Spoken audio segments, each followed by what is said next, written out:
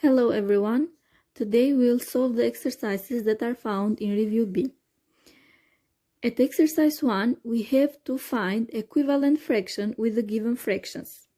So let's start with A.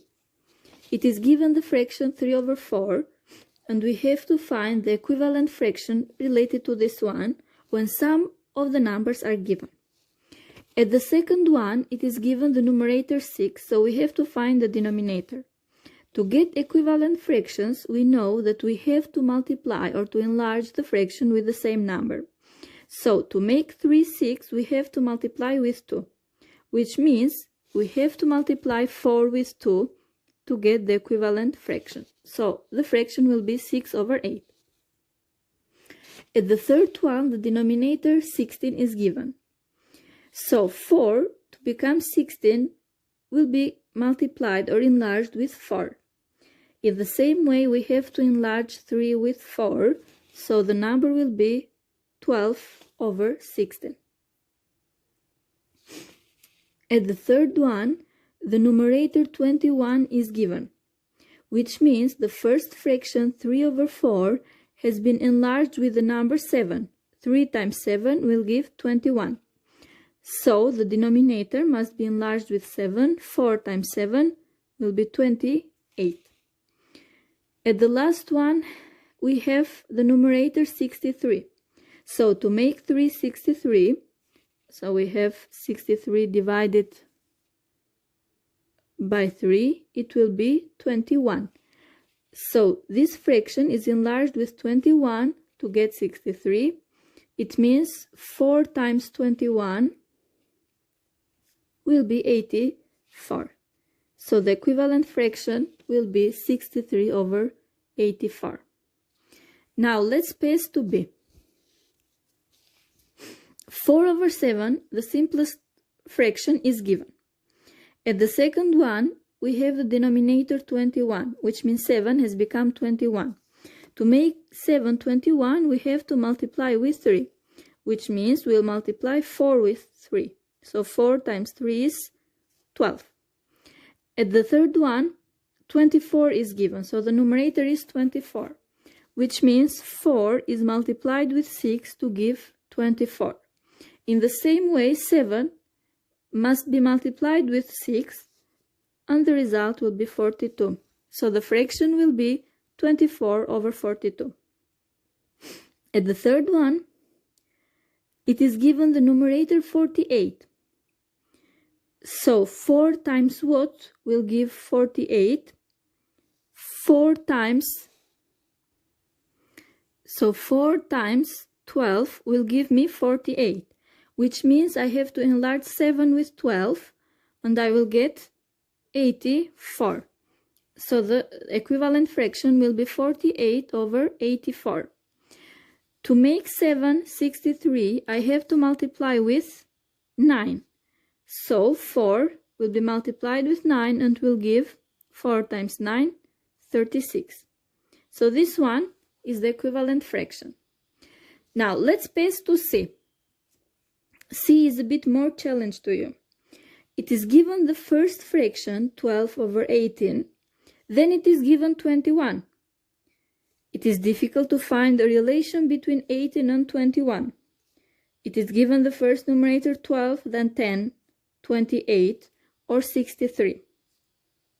So to get these numbers, firstly we have to simplify the first fraction, the one that is given, to its simplest form, which means we have to simplify 12 over 8, which means we have to simplify this fraction with highest common factor. The highest common factor of 12 and 18 is 6, so if you divide both of them by 6, you will get 2 over 3. So the simplest fraction is 2 over 3. So let's write it here. From this one, I can get all the other fractions. So to make 3 21, I have to multiply with 7. So 2 times 7 will be 14. To make 2 10, I have to multiply with 5. So 3 times 5 will be 15. To make 2 28, I have to multiply with 14. So it is 2 times 14, which means here I will have 3 times. So 3 times 14 will give 42.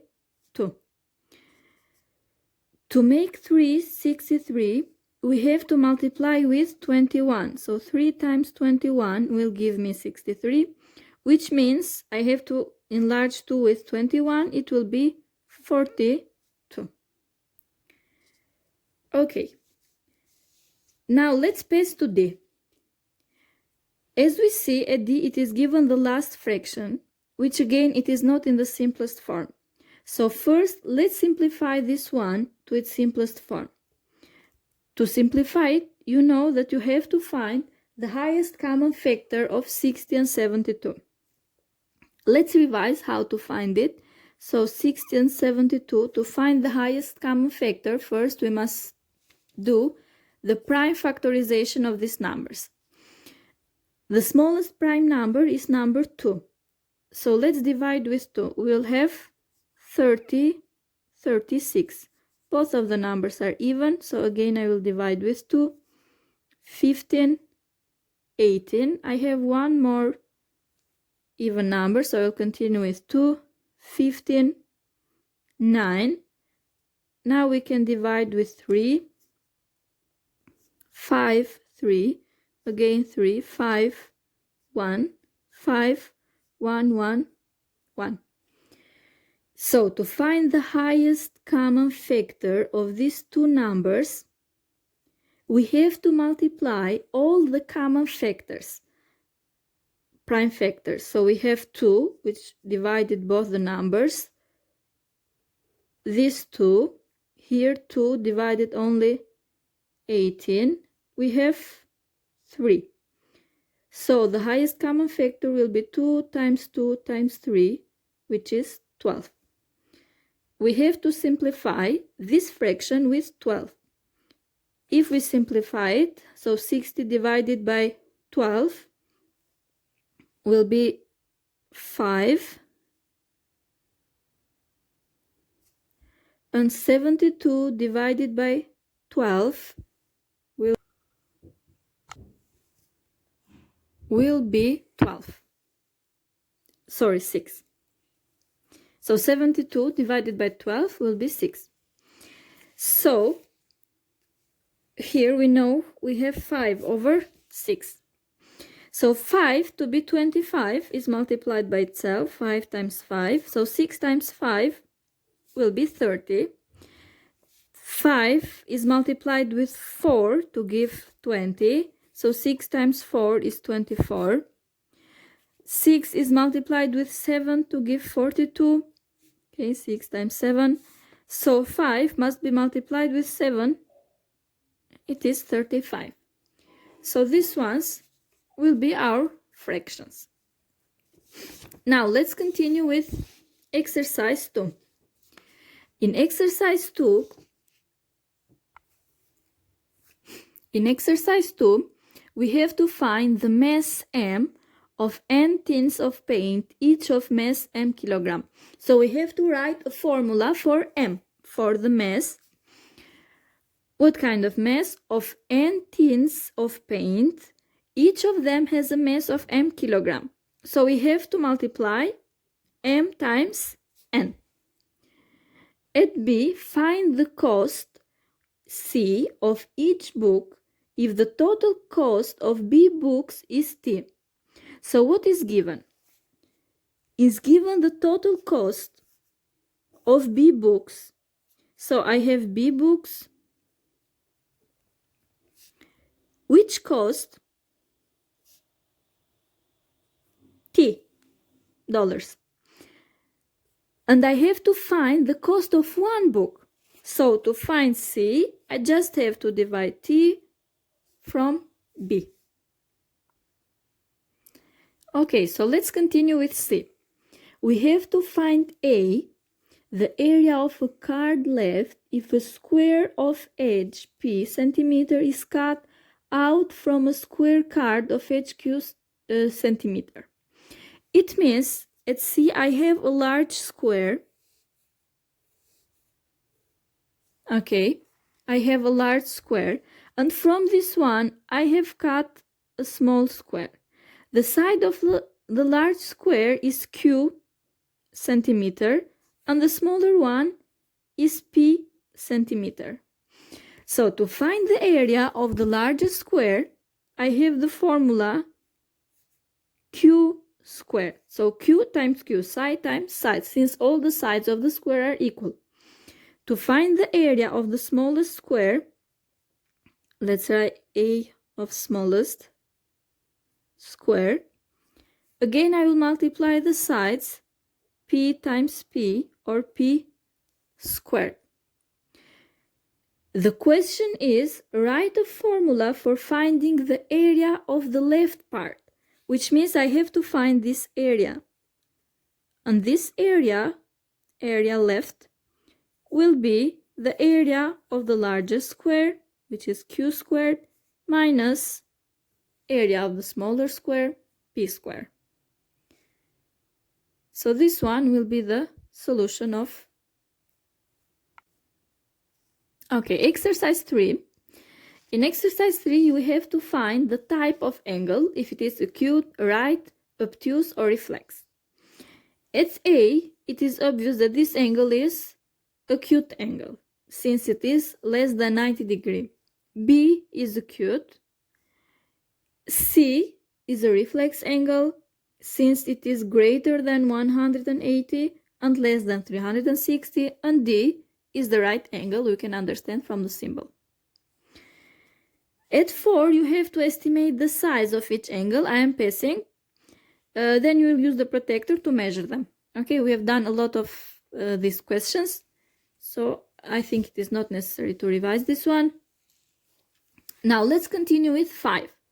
We have to change the fractions, or we have to convert the fractions into decimals. Okay, we have learned how to do it. The first one is 3 over 5. So I have the fraction 3 over 5. You can convert it by performing division, but it will be a long way. We have a more easy way, which is make the denominator 10 or a power of 10, which means 10, 100, 1000, and so on. So let's make 5 10. To do it, we have to enlarge this fraction or find an equivalent fraction with this one, which has denominator 10, and we can do it by multiplying with 2. So the new fraction will be 6 over 10, which is same as 0.6. B. At B, I have 9 over 20. Same logic. I cannot make 20 10 because 9 is not divisible by 2. But I can make it 100. So let's multiply with 5.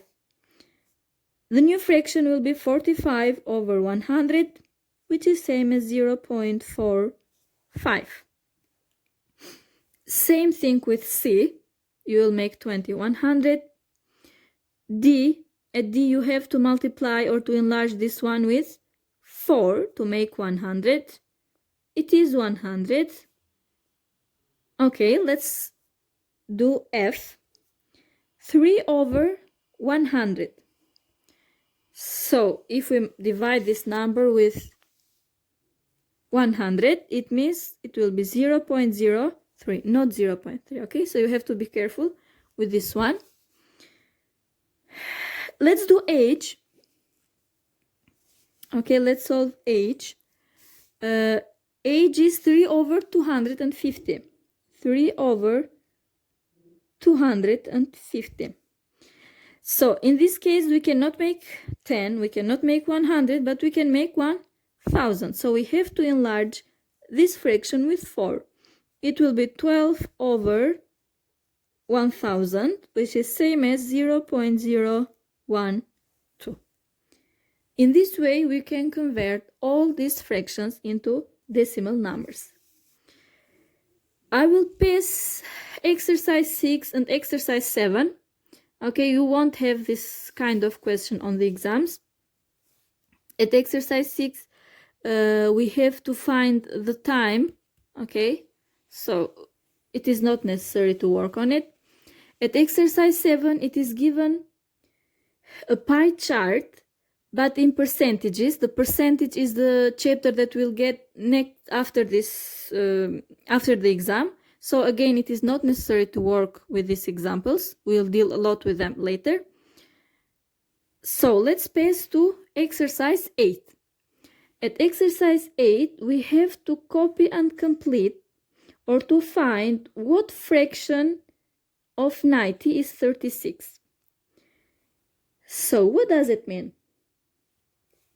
It means that I have divided the number 90 into 5 equal parts, and I have taken some of these parts, which give me 36. Okay, so first let's find what is 90. Okay, let's pass to 8. Exercise 8. So what fraction of 90 is 36?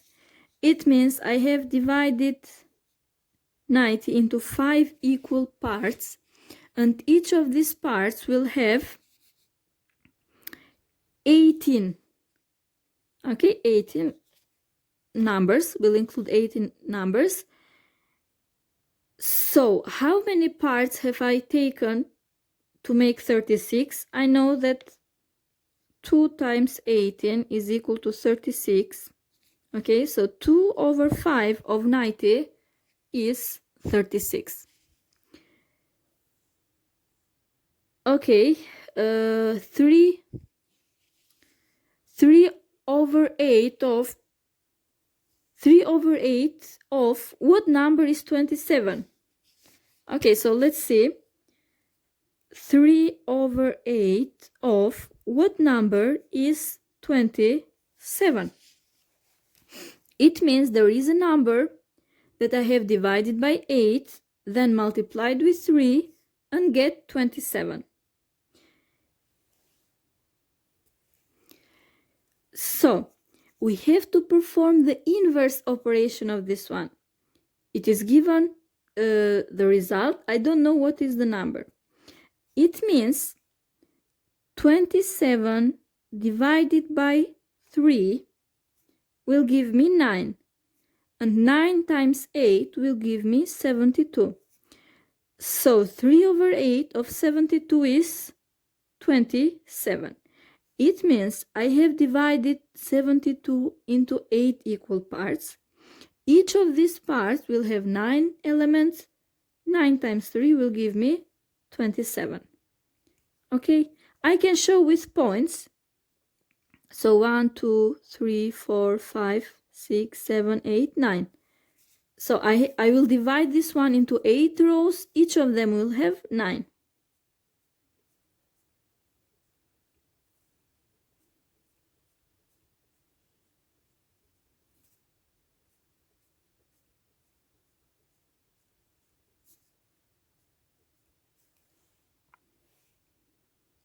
So I have 72 points. I have grouped them into 8 rows with 9 points each of them. And if you take 3 of these rows, okay, you will have 27 points. So this is the idea for exercise 8. In the same way, you can find B. First, we'll find what is 3 over 4 of 60. Then this one will be same as 1 over 5 of what? So let's do it. Okay, we know that 3 over 4 of 60, this of stands for multiplication effect. It means I have divided 60 into 4 equal parts, and I have taken 3 from the 3 of them, which is same as 3 over 4 times 60. 3 over 4 times 60 is same as, we know the denominator of 60 is 1.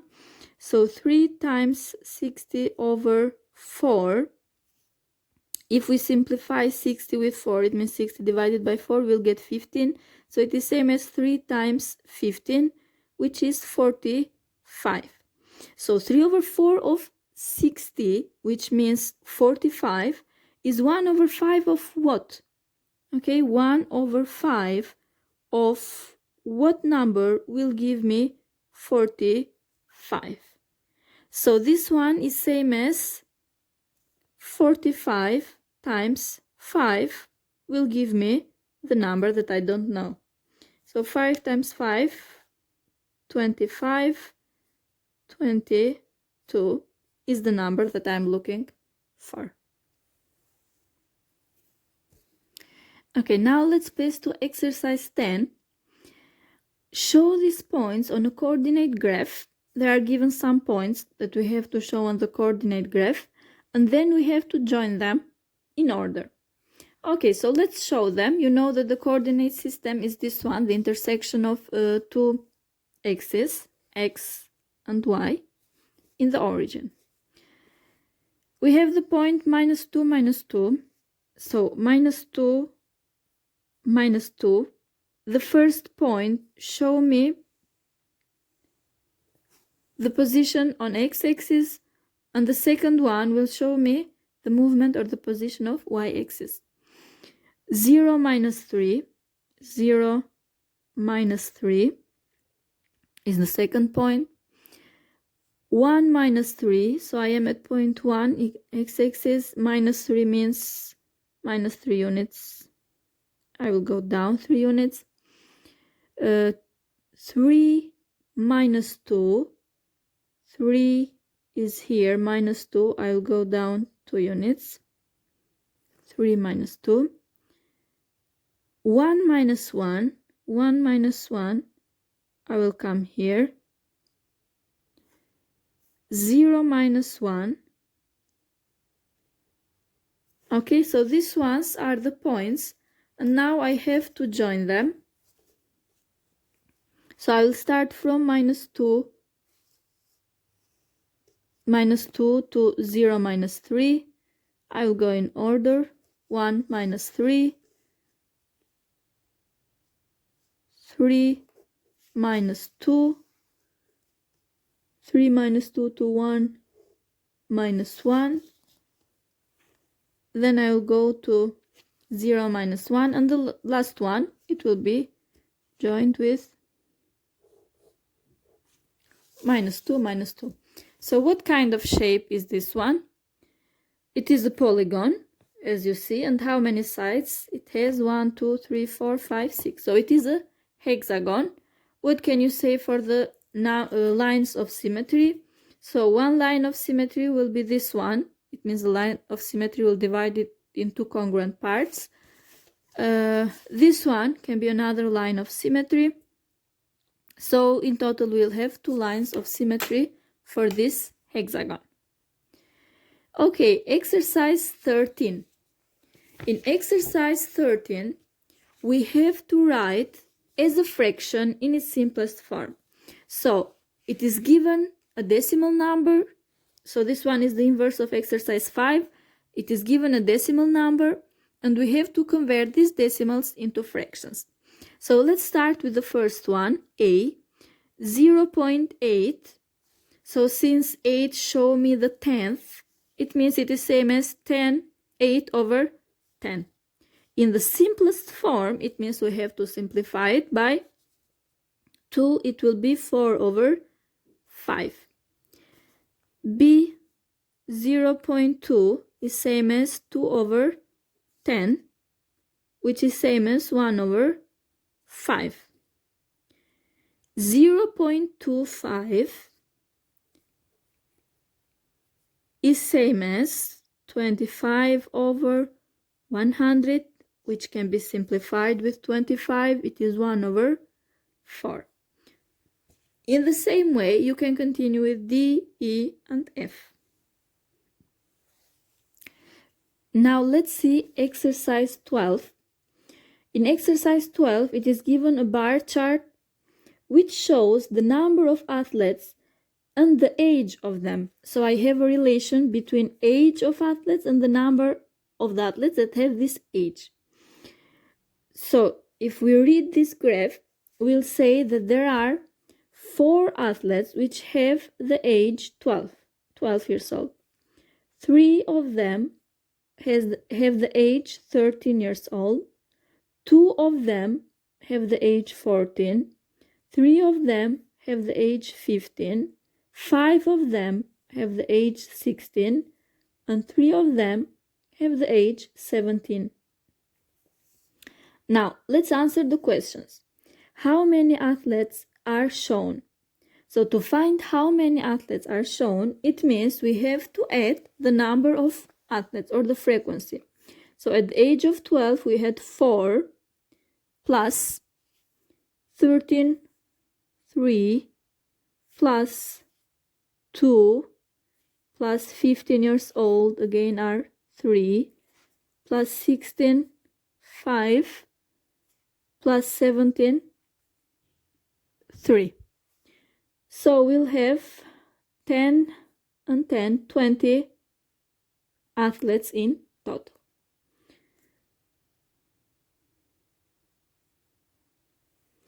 Okay, which age is the mode? What is mode? Mode is the number that is repeated most. So the number or the age that is repeated most is 16, because 5 athletes are 16 years old. Which is the median age? Which is the median age? To find median, we have to arrange all the values from the smallest to the largest, and the middle one will be the median. Since we have 20 athletes, which is an even number, it means there are 2 numbers which are in the middle. If we order them from the smallest to the largest, I know that I will have 4 12s. Okay, so I have 12, 12, 12, 12. I have 3 13s. So the middle value will be the 9th and the 10th value, 13, 13, 13. I have 2 14. Okay, so I have again 3 15. I have 5 16.